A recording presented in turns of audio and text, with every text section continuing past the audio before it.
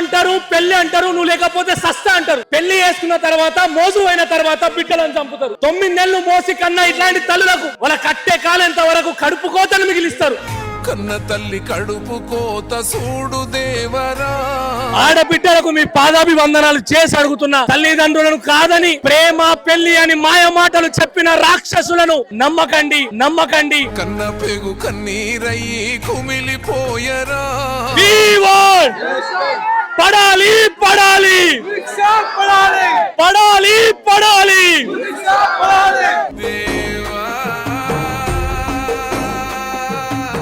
బిడ్డని చంపిరు సారు. నా బిడ్డకు పొంద కట్టిర్రు. అయ్యో నా బిడ్డకు పొందేసిర్రు. అయ్యో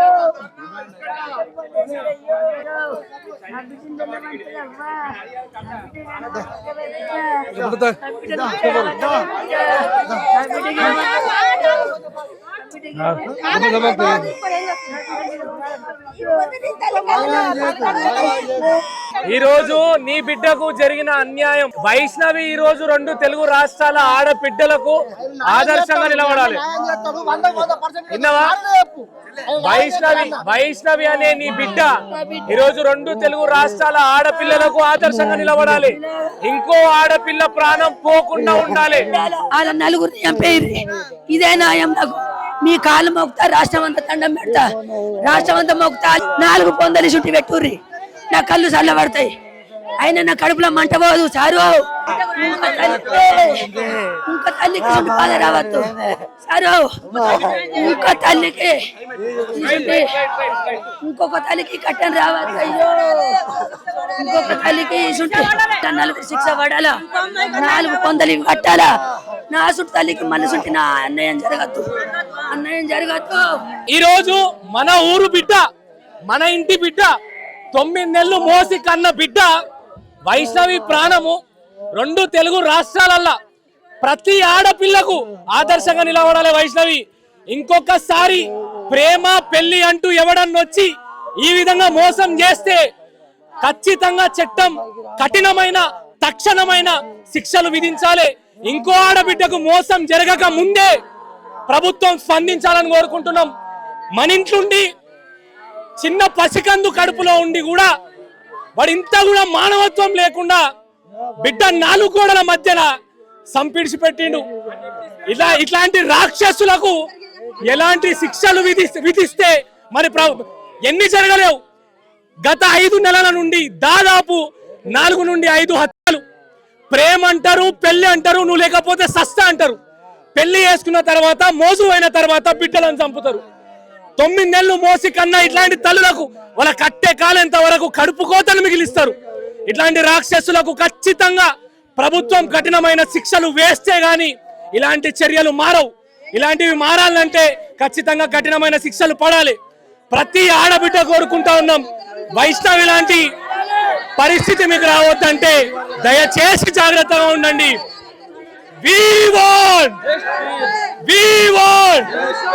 పడాలి పడాలి పడాలి పడాలి.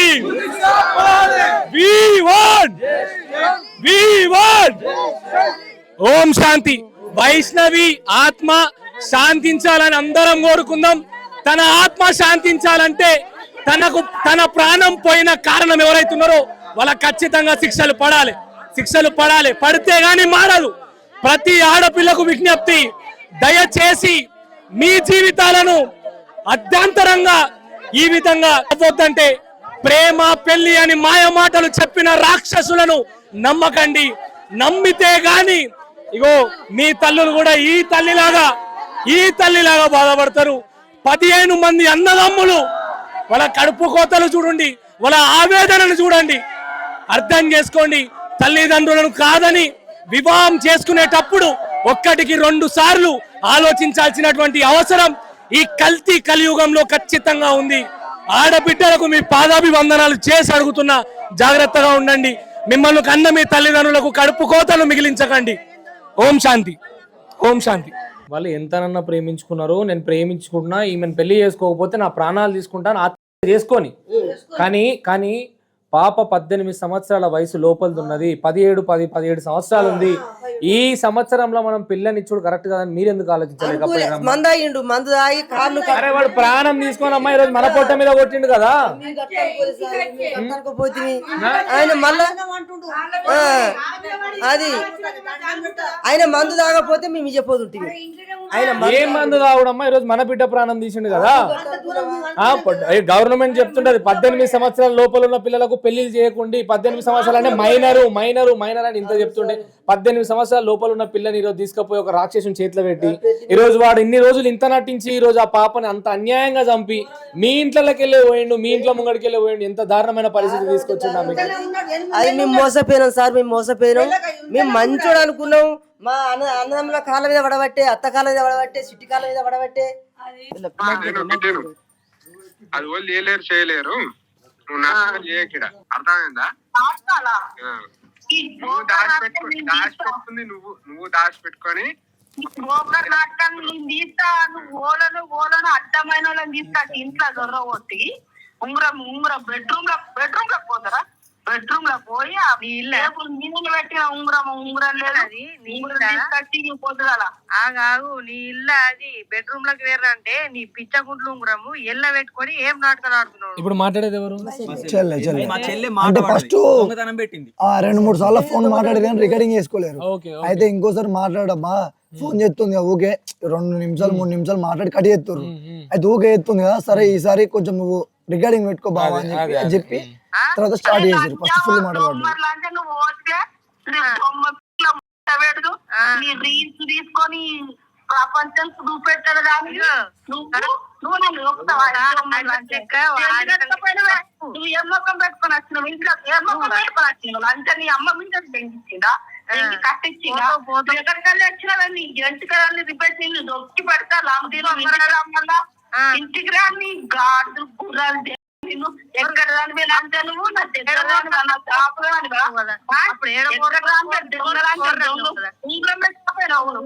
దొంగరా నువ్వు బెడ్రూమ్ లో వచ్చి ఉంగరం వేసుకపోయినావు. గుర్తాంత వాళ్ళ వరకు చీర పారేస్తా.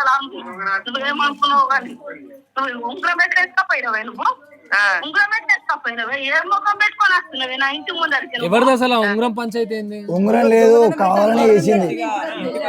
అంటే ఉంగరం తీసుకున్నావు అంటే తీసుకోలేదు, కావాలంటే నేను తీసుకున్నాను అబద్ధం ఎత్తున్నావు కదా. కావాలంటే నువ్వు దేవుని గుళ్ళ సొర్రు, అదే 1,00,000 రూపాయలు అయితే 70,000 అయితే నేను ఇస్తా అని చెప్పి మా చెల్లె కూడా మాట్లాడుతుంది. కొడుకు కోడలు ఒకసారి ఇంటికి అన్నట్టు అదే కలిసి ఉందాం అన్నట్టు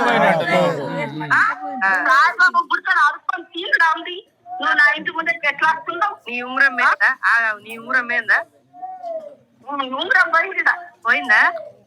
అప్పటి తీసుకొచ్చి రేపు సొరతా వెళ్ళిస్తా.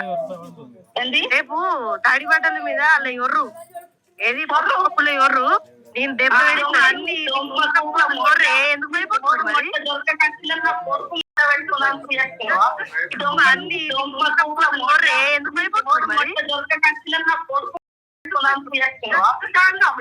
నువ్వు నాటకాలు ఆడుతున్నావు. నువ్వు ఎక్కడ దానివే ఇంట్లో రాండా, ఏ దగ్గర దానివే, ఏ దాపర్ రానివే. నువ్వు ఇంట్లో లోపలికి బెడ్రూమ్ అలాంటి ఏమున్నదని ఇది అప్పు చొర్రదందుకు ఎక్కడ ఉన్నదని చొర్రదందుకు ఎక్కడ దానివే నువ్వు నా దగ్గర మన రాపు కానుక నువ్వు ఎక్కడ కానీ వచ్చిన తీసుకొచ్చి ఇంట్లో చొరవచ్చినావు. ఇప్పుడు ఉంగరం పోయింది లాంటి రేపు ఉంగరం తీసుకొచ్చి చొరతావా?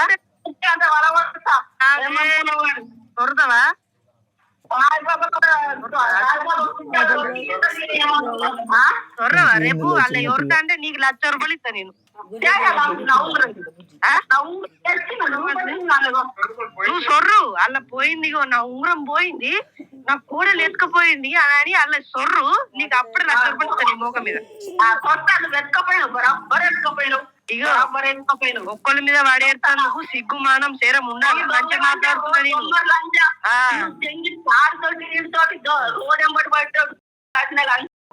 మంచిగా మాట్లాడుతున్నా నేను.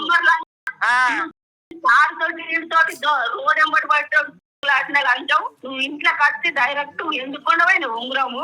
నీకు ఏం నక్కులేదు నా ఇంట్లో దొరకదందుకు. దొమ్మలా నేను వేసుకొచ్చినా నేనేమన్నా ఏం మాట్లాడుతు నువ్వు అంతా మాట్లాడే ఇంటికి వచ్చినా అనుకో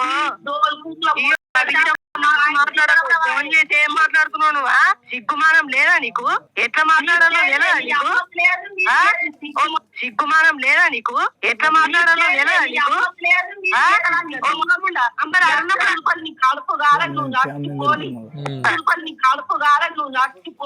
నువ్వు ఎందుకు వస్తున్నావు నా ఇంటి ముంగటికి? నా ఇంటి ముంగటికి కట్టుకుంటా కట్టుకుంటా కొంచెమన్నా తెలుగు ఉన్నదా? కొంచెమన్నా సిగ్గు మానం ఉందా? ఎందుకు మాటలు పడతాను? తీయలేము అని చెప్పినప్పుడు